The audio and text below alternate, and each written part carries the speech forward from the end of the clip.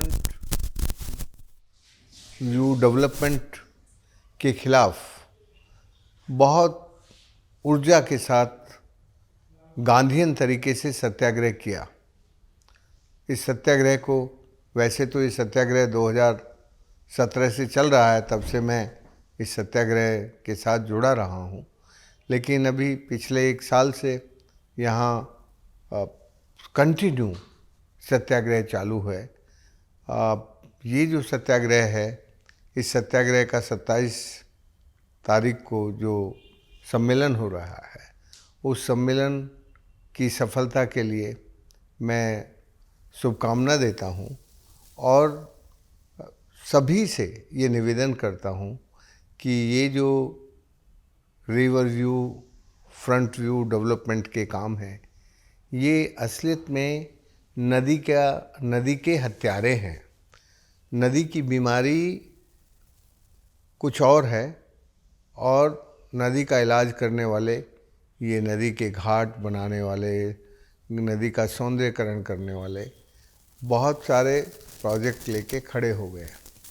असलियत में यदि पूना के लोग और पूना की सरकार नदी का इलाज करना चाहती थी तो नदी की बीमारी को समझती। इस नदी की बीमारी हृदय रोग की है और इस नदी को ब्यूटी पार्लर के पास भेज दिया है।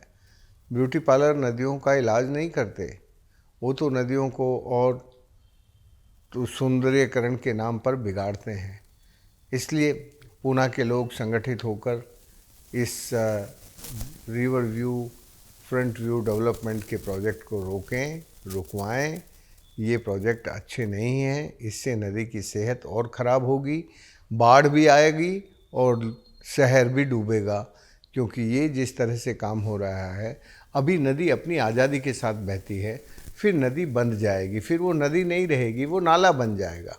इसलिए जो पूना के लोग कर रहे हैं, मैं उनके साथ हूँ और ये जो river view, front view development है, इसको रुकना चाहिए और नदी के पुनर्जीवन के काम शुरू होने चाहिए। नदी की जो बीमारी है वो है प्रदूषण, अतिक्रमण और जल का शोषण। उसको रोकेंगे तो नदी शुद्ध सदा नीरा होकर बहेगी, स्वस्थ रहेगी।